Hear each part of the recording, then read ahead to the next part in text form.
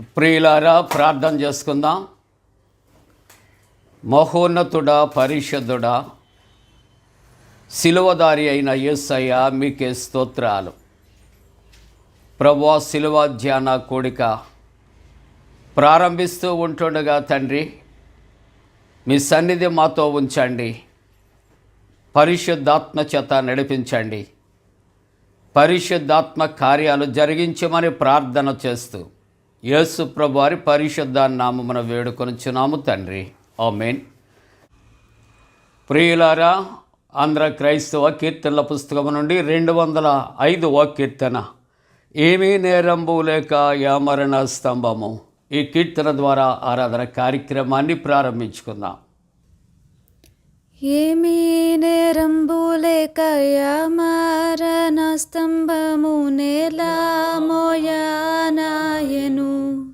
నా యేసు ఎంత ఘోరములాయెను. ఈ మానవులు యెరూషలేము బయటకు తీయనేమి నేరము దోచెను. నా యేసు ఎంత ఘోరములాయెను. మున్ను దీర్ఘదర్శులెన్ని రీతిని కన్నే కడుపున బుట్టిన నా యేసు అన్నే మీరంగా పెరిగిన.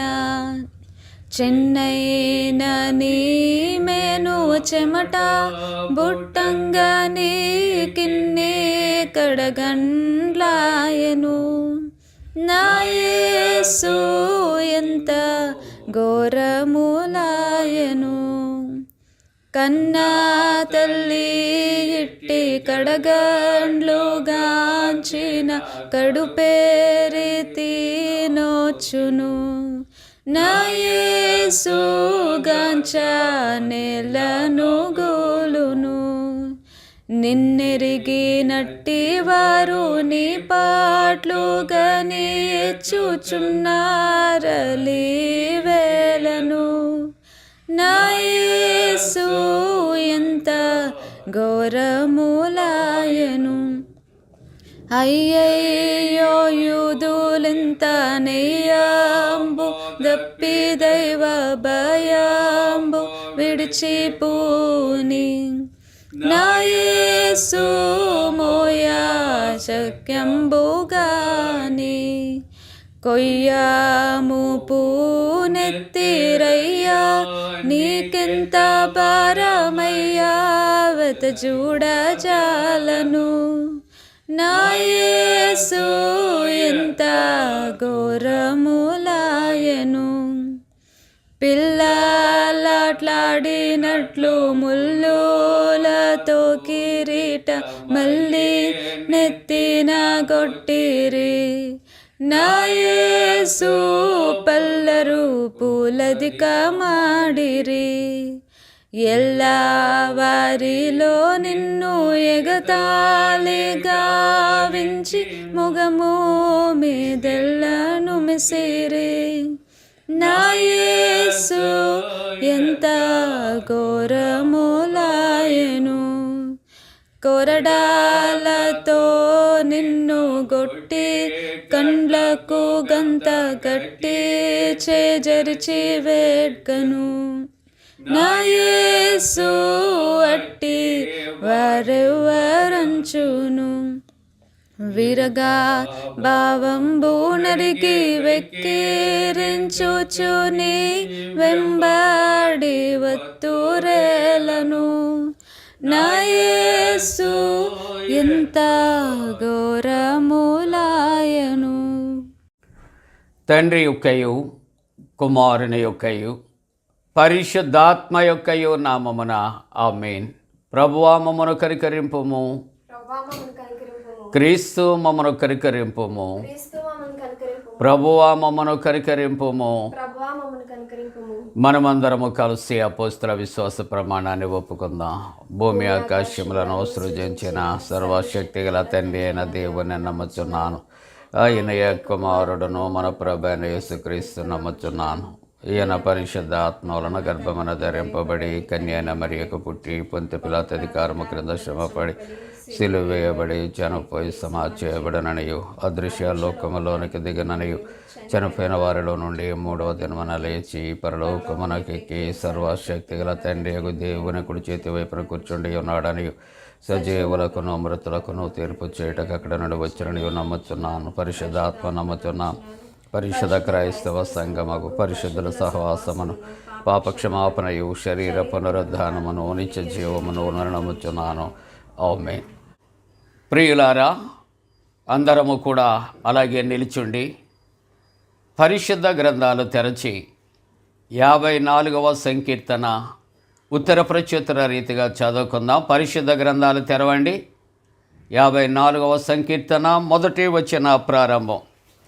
దేవా, నీ నామమును బట్టి నన్ను రక్షింపుము, నీ పరాక్రమమును బట్టి నాకు న్యాయము తీర్చుము.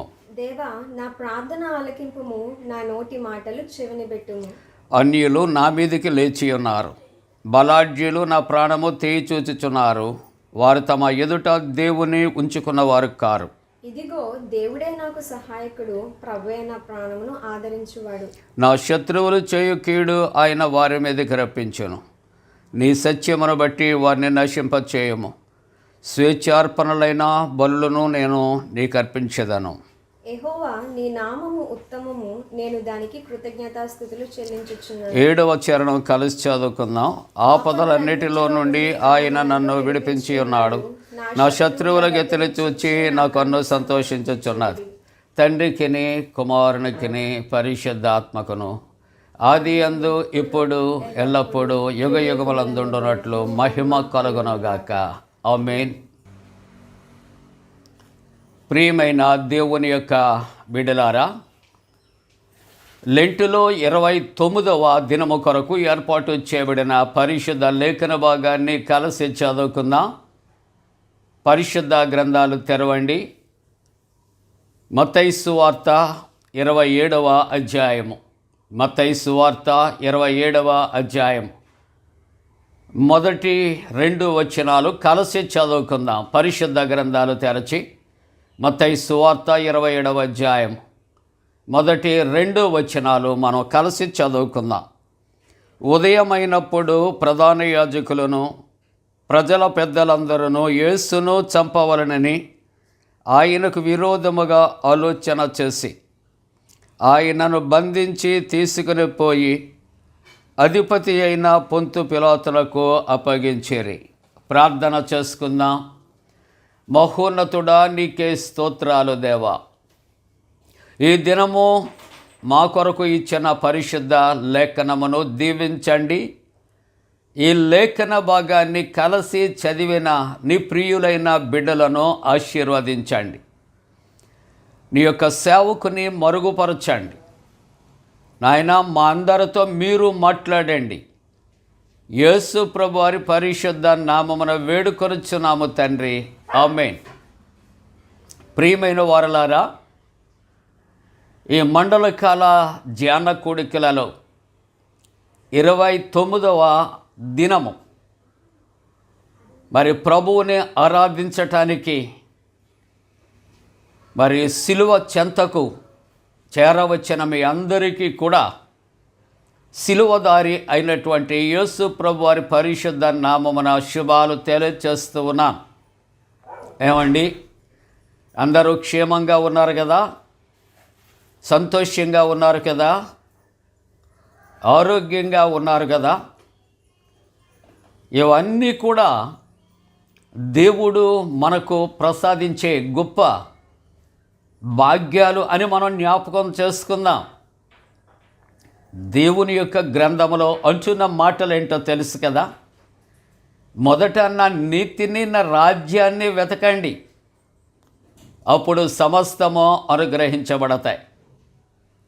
మనకి ఏ సమస్యలు ఉన్నా, శోధనలు ఉన్నా, కన్నీరు ఉన్నా, కాళ్ళు నొప్పులు ఉన్నా, ఏదైనా కావచ్చేమో, కానీ వాటిని ప్రక్కన పెట్టి మొట్టమొదటిగా ప్రభువుని, ప్రభు యొక్క రాజ్యాన్ని వెతికి వాటి కొరకు మనం ఆశ కలిగి ఉన్నప్పుడు తప్పనిసరిగా మనకున్న సమస్యలు అన్నిటినీ కూడా ఆయన వాటిని దూరపరచగలిగిన దేవుడు అని జ్ఞాపకం చేసుకుంటూ ఉన్నాం. దేవుడు మనకు ఎంత గొప్ప భాగ్యం ఇచ్చాడండి. ప్రతి దినము కూడా దేవుని వాక్యాన్ని కలిసి ప్రభు యొక్క శిలువ యాత్రలో పాల్గొని ప్రభువుని ఆరాధించటానికి దేవుడిచ్చినటువంటి ఎంత కృప అని మనం జ్ఞాపకం చేసుకోవాలి. ఈ దినము మనకిచ్చినటువంటి అంశం ఏంటో మీరు చెబుతారా? చెప్పండి. దురుద్దేశ్యం. మంచిది మీరు చెప్పినటువంటిది, థ్యాంక్ యూ. మరలా చెప్పండి. దురుద్దేశ్యం. దురుద్దేశ్యము అంటే మీకు తెలిసినటువంటి అర్థాన్ని చెప్పగలరా? చెడ్డ ఉద్దేశ్యం, చెడ్డ తలంపు, చెడ్డ ఊహ, ఇటువంటివి అన్నీ కూడా దురుద్దేశము అనే మాటకు మనం అర్థాలు చెప్పుకోవచ్చు. దురుద్దేశ్యములో ఆ మొట్టమొదటి మాట అనే మాట ప్రక్కన పెడితే దాని ప్రక్కన కుడివైపున ఉన్నటువంటి మాట చెప్పండి. అది 2 మాటలుగా విడగొట్టి మొదటి భాగాన్ని అట్టే ఉంచి రెండవ మాటను తీసుకుంటున్నప్పుడు అవును, ఉద్దేశ్యము. ప్రతి వానికి కూడా ఉద్దేశ్యాలు ఉంటాయండి. ఎవరి ఉద్దేశ్యమో వారిది. అయితే ఆ ఉద్దేశ్యం ఏమిటి అని ప్రశ్న వేసుకోవాలి. ఉద్దేశ్యము అనగా ఒకదానికి మాత్రమే సంబంధించినటువంటి మాట కాదు. ఉద్దేశ్యములో 2 రకాలు భావాలు లేక భావనలు కనిపిస్తాయి. ఒకటి, ఇప్పుడు ఆ పూర్తి మాట మనం జ్ఞాపకం చేసుకుంటే ఆ ఉద్దేశ్యములు అనే దాంట్లో ఒకటి దురుద్దేశ్యము ఉండొచ్చు, రెండవ మాటలో సదుద్దేశ్యము ఉండొచ్చు. దురుద్దేశ్యము అంటే చెడ్డ ఉద్దేశ్యం, సదుద్దేశ్యము అంటే మంచి ఉద్దేశ్యాలు అనే మాటలు మనం జ్ఞాపకం చేసుకుంటూ ఉన్నాం. ఇక్కడ సాధ్యమైనంత వరకు కూడా మనం ఒక్క మాట రెండింటి కొరకు జ్ఞాపకం చేసుకుంటే, దురుద్దేశ్యాలు అన్నవి మొట్టమొదటి లక్షణము శోధకుడు, అపవాది, సాతానుడు. సదుద్దేశ్యాలు అనే మాట జ్ఞాపకం చేసుకుంటే అవి దేవునికి మాత్రమే చెందే మాట. మరలా చెప్పుకుందాం. ఇప్పుడు దురుద్దేశ్యము, సదుద్దేశ్యము. కాబట్టి ఈవేళ అంశము దురుద్దేశ్యాలు ఏమిటి? ఈవేళ ఇచ్చినటువంటి వాక్య భాగములో ఆ చెడు ఉద్దేశ్యాలు, చెడ్డ తలంపులు, చెడ్డ ఊహలు ఏమిటి అని ప్రశ్నించుకుని అందరూ కూడా ఒక్కసారి మీ చేతిలో ఉన్న పరిశుద్ధ గ్రంథాన్ని తెరచి మత్తయి సువార్త 27వ అధ్యాయములో ఆ మొదటి 2 వచనాలు చూచి నాతో చెప్పండి. అక్కడ ఎవరికి దురుద్దేశ్యము ఉంది? ఆ దురుద్దేశ్యము ఏ రూపములో ఉంది? ఒక్కసారి పరిశుద్ధ గ్రంథాన్ని మీరు తెరచి నాకు ఈ మాటలు చెప్పటానికి ఇష్టపడుతూ ఉన్నారా? మొట్టమొదటిగా ఎవరికి చెడు లేక ఎవరికి దురుద్దేశ్యాలు ఉన్నాయి? మొదటిగా ఆలోచన చేస్తూ ఉంటున్నప్పుడు నేను తక్కిన రెఫరెన్స్లు, తక్కిన చాప్టర్స్లోకి వెళతలేదు. వాటిలో చాలామంది ఉంటారు, కానీ వేళ మత్తయి సువార్త 27వ అధ్యాయం 2 వచనాల్లోనికి మాత్రమే మనం వెళుతున్నాం. కాబట్టి ఇప్పుడు దురుద్దేశ్యము కలిగినటువంటి వారు ఎవరు? మీరు చదవండి. 1 ప్రధాన యాజకులు, 2 ప్రజల పెద్దలు. ఈ ఇద్దరు 2 వర్గాలుగా ఉన్న వ్యక్తులు. ఈ 2 రకాలు వ్యక్తుల యొక్క వ్యక్తిత్వాల్లో ఏం దాచబడి ఉంది చెప్పండి? దురుద్దేశ్యము. దురుద్దేశ్యము అనున్నది ఇక్కడ 2 రకాల వ్యక్తులలో ఉంది. మూడవది వారికి ఉన్నటువంటి దురుద్దేశ్యము ఎవరి పట్ల? మూడవ మాట ఆలోచన చేస్తే వారు యేసు ఎడల దురుద్దేశ్యము కలిగి ఉన్నారు. నాలుగవది ఎటువంటి దురుద్దేశ్యముతో యేసు ప్రభువు ఎడల అక్కడ ప్రధాన యాజకులు, ప్రజల పెద్దలు కలిగి ఉన్నారు అని ఒక్కసారి వాక్య ప్రకారంగా ఆలోచన చేస్తే వారటండి యేసును చంపవలెనని, అంటే యేసు ప్రభువుని అక్కడ ఉన్నటువంటి ప్రజల పెద్దలు, ప్రధాన యాజకులు చంపాలి అని అనుకుంటాం దురుద్దేశ్యము అని ఈవేళ మనకు సబ్జెక్టులో ఇవ్వబడినట్లుగా మనము చూస్తూ ఉన్నాం. ప్రియ దేవుని బిడ్డలారా, ఏ మనిషిలో ఏ దురుద్దేశ్యము ఉందో, ఏ సదుద్దేశ్యం ఉందో ఎవరికీ తెలియదు ప్రియులారా. ఒక్కొక్కసారి అనుకుంటూ ఉంటాం, తన మనస్సును తానే నమ్ముకోలేడు. కాబట్టి ఇక్కడ ఈ దురుద్దేశ్యము కొరకు ప్రభువు కూడా ఆదికాండములో 6వ అధ్యాయములో 5వ వచనములో ఆయన చాలా వేదన చెందుతున్నాడండి. ఆయన నరుల చెడుతనము భూమి మీద గొప్పదని, వారి హృదయాలలో ఉన్నటువంటి తలంపులు, ఊహ అంతయు ఎల్లప్పుడూ కేవలము చెడ్డదని యెహోవా చూచెను. చూసారండి, ఆదికాండము 6వ అధ్యాయం 11వ వచనములో భూలోకము దేవుని సన్నిధిని చెడిపోయి ఉండేను. ఇక్కడ అపవాది యొక్క దురుద్దేశ్యం ఏమిటని ఆలోచన చేస్తే, సృష్టికర్త అయినటువంటి తండ్రికిని, సృష్టముగా ఉన్న మానవునికిని,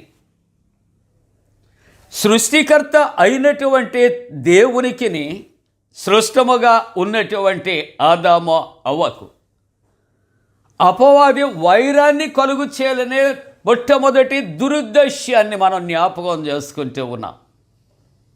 అలాగునే ఆదికాండములో 19వ అధ్యాయములో 5వ వచనములో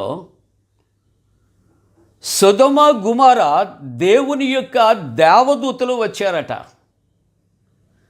ఆ దేవదూతలు వారు రావటం అనేది చూచి వారిని లోతు ఎదుర్కొని, అయ్యా మీరు ఆరు బయట ఉండటం మంచిది కాదు, క్షేమము కాదు, మీరు ఈ ఇంటిలోనికి రండి అని వారిని ఆహ్వానించినప్పుడట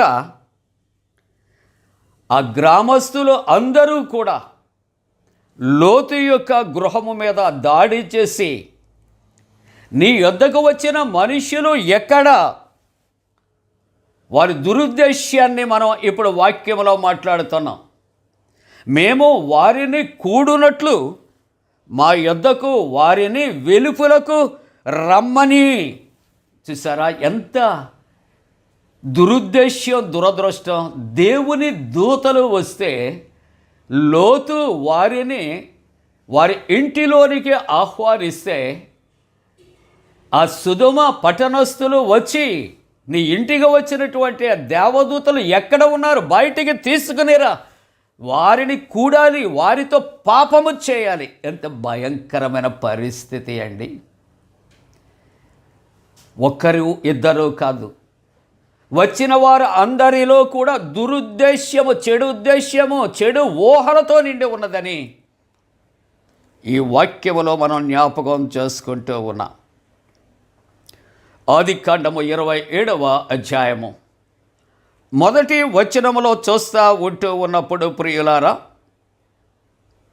ఇక్కడ ఇస్సాకు తండ్రిగా ఉన్నాడు, వృద్ధుడుగా ఉన్నాడు. పెద్ద కుమారుని పిలిచి ఆయన అంటున్నటువంటి మాటలు, నువ్వు వెళ్ళి, ఇదిగో నేను వృద్ధాప్యంలో ఉన్నాను కాబట్టి నా కొరకు వేటాడి మాంసాన్ని తీసుకుని వచ్చి అది నాకు ఇవ్వు. ఆ వృద్ధాప్యములో ఉన్నటువంటి తండ్రి కుమారుని పిలిచి చెబుతూ ఉంటూ ఉన్నప్పుడు ఇక్కడ 27వ అధ్యాయం ఆదికాండం 5వ వచనములో తల్లిగా ఉన్నటువంటి రెబెకా యొక్క దురుద్దేశ్యం బయటకు వస్తుంది. జాగ్రత్తగా గమనించండి. తండ్రి ఏమో పెద్ద కుమారుని చెప్పి నువ్వు అడవికి వెళ్ళి వేటాడి మాంసాన్ని తీసుకురా అని చెబుతున్నప్పుడు తల్లి విని ఏం చేస్తూ ఉందట అండి, తన కుమారుడైన యాకోబును చూచి, ఇదిగో నీ తండ్రి నీ సోదరునితో చెప్పుచున్నటువంటి మాటలు నేను విన్నానయ్యా, నీవు అతనికంటే ముందుగా తొందరగా అడవికి వెళ్ళి వేటాడి మాంసాన్ని తీసుకుని వస్తే నేను రుచికరంగా సిద్ధపరుస్తాను, ఆ దీవెనలు నువ్వు పొందుకోవచ్చు. నేను తర్వాత అంశానికి నేను వెళ్ళటం లేదు. తల్లిలో రిబ్కాలో ఆ సమయంలో ఉన్నటువంటి దురుద్దేశ్యాన్ని, పెద్ద కుమారుడికి దీవెనలు దక్కకుండా యాకోబునకు ఆ దీవెనలు సంప్రాప్తము కావాలని దురాలోచన ఇక్కడ మనకు కొట్టొచ్చినట్లు కనపడుతూ ఉంటుంది ప్రియులారా. ఆదికాండములో 39వ అధ్యాయములో 6వ వచనములో చూస్తూ ఉంటున్నప్పుడు యోసేపు కొరకు రాయబడిన మాట, అతడు సుందరుడు, రూపవంతుడు. ఏమండి, 7వ వచనములో అతని యజమానిని భార్య, బైబిల్ వాక్యమే చదువుతున్నాను నేను, యోసేపు మీద కన్ను వేసి తనతో శయనించమని అనగా పాపము చేయమని ప్రేరేపిస్తూ ఉంటున్నట్లుగా మనం చూస్తున్నాం. తర్వాత వాక్యాల్లో చూస్తే అతని మీద పడి పెనుగులాడుతూ ఉంటే అతని మీద ఉన్న ఉత్తరీయము తన చేతిలో ఉన్నప్పుడు తన భర్తతో తిరిగి ఇక్కడ యోసేపు మీద కంప్లైంట్ చేసినటువంటి సందర్భాలు జ్ఞాపకం చేస్తున్నాను. ఇక్కడ దురుద్దేశ్యము, తన యజమాని అయినటువంటి భార్య కలిగి యోసేపుతో ఉండాలి, పాపము చేయాలనే దురుద్దేశ్యాన్ని ఇక్కడ మనం జ్ఞాపకం చేసుకుంటూ ఉన్నాం. అపోస్తల కార్యముల గ్రంథములో 5వ అధ్యాయములో 1వ వచనములో ఇక్కడ 2 మాటలు, అనన్నీ సప్పీరా కలసి పొలము అమర్. 3వ వచనములో పేతురు అంటున్నాడు, అననీయ నీ ఈ భూమి వెలలో కొంత దాచుకున్నావు. 3వది 4వ వచనం అంటాడు, దేవునితో అబద్ధమాడితివి. దురాలోచన ఎన్ని రకాలుగా ఉందో చూసారా? మరలా జ్ఞాపకం చేస్తాను. మీరు కలిసే పొలమును అమ్మారు, 1. 2వది భూమి వెలలో కొంత దాచుకున్నారు. 3వ దురుద్దేశం, దేవునితో అబద్ధమాడారు. అవును ప్రియా దేవుని బిడ్డలారా, యోహాను సువార్త 12వ అధ్యాయం 3వ వచనములో అక్కడ మరియా విలువ కలిగినటువంటి అచ్చ జటామాంసే అత్తరు సేరున్నర తీసుకొని యేసు పాదములకు పూసి ఉంటుండగా 12వ అధ్యాయం 5వ వచనంలో ఇస్కరియోతు యూదా అతని దురుద్దేశ్యాన్ని ఈ విధంగా బయట పెడుతున్నాడు. అతని మీద ప్రేమ ఉండి కాదు, కానీ అంటాడు వేరొక రెఫరెన్స్లో, డబ్బు సంచి అతని దగ్గర ఉండినందున. చూసారా దురుద్దేశ్యం? కాబట్టి ప్రియమైన వారలారా, ఈ అత్తరు ఎందుకు 300 దేనారాలకు అమ్మి అది బీదలకు ఇయ్యలేదు అనగా బీదల మీద ప్రేమ ఉండి కాదు, తన దురుద్దేశ్యం అర్థమై ఉండి ఉంటుంది ప్రియులారా.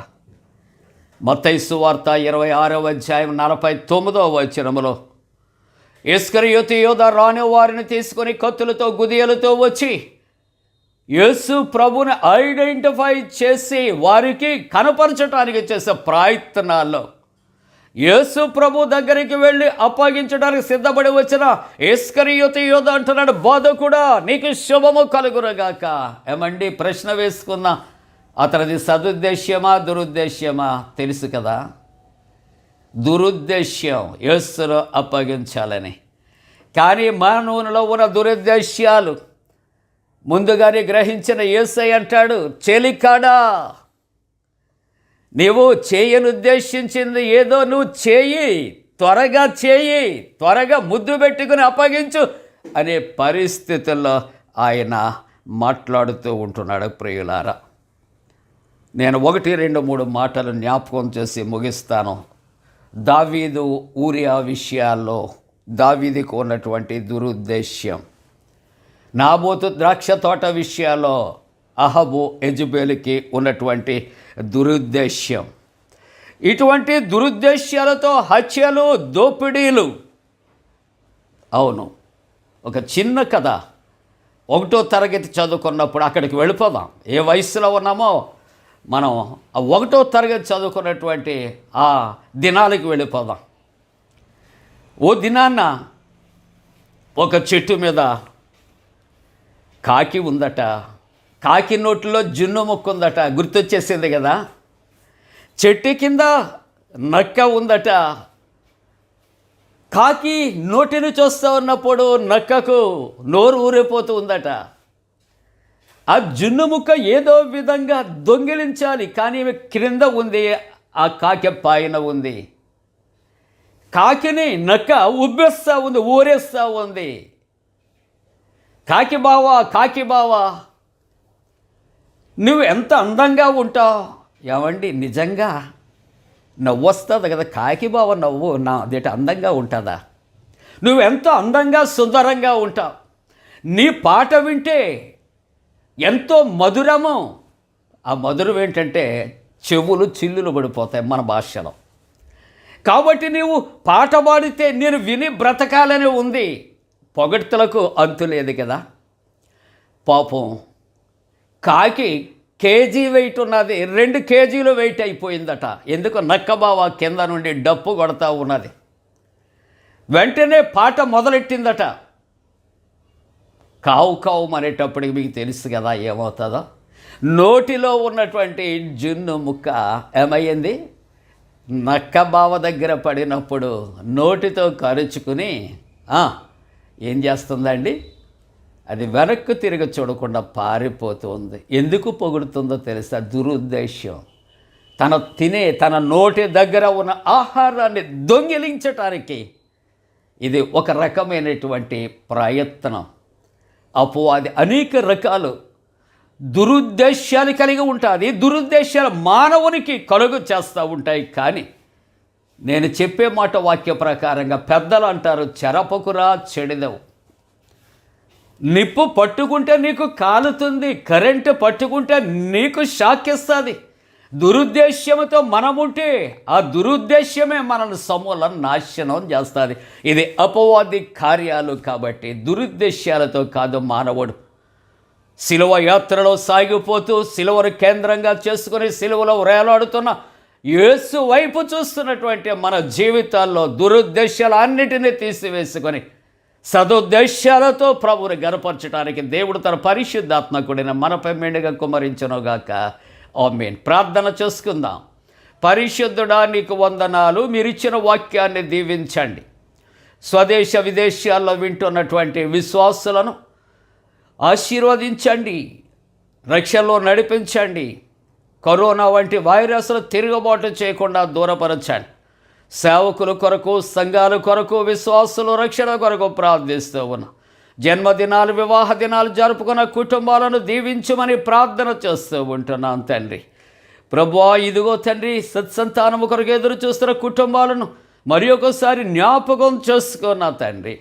అలాగే చంటి బిడ్డలు, యవనస్తులు నా తండ్రి, అలాగే ప్రభు ఉద్యోగ ప్రయత్నంలో ఉన్న బిడ్డలు, పరీక్షలో రాస్తున్న బిడ్డలు, వీరందరినీ కూడా పేరు పేరు చెప్పున దీవించాను.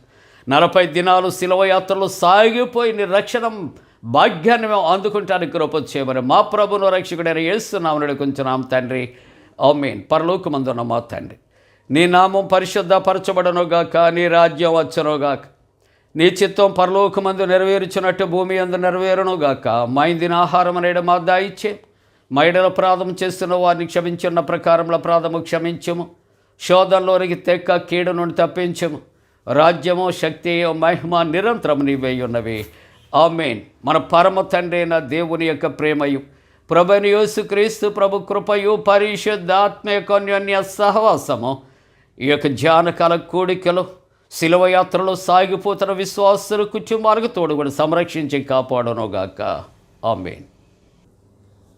దేహమంతయు నలిగి శోకము చెందిన వాడై దేవాతి దేవుని ఏకసుతుడు పాడు వేదనలు నా కోరకే. దేవాది దేవుని ఏకసుతుడు పాడు వేదనలు నా కోరకే. చూడుము గెత్సేమనే తోటలో నా ప్రియుడు పాపి నాకై విజ్ఞాపన చేసేడి ధ్వని వినబడుచున్నది.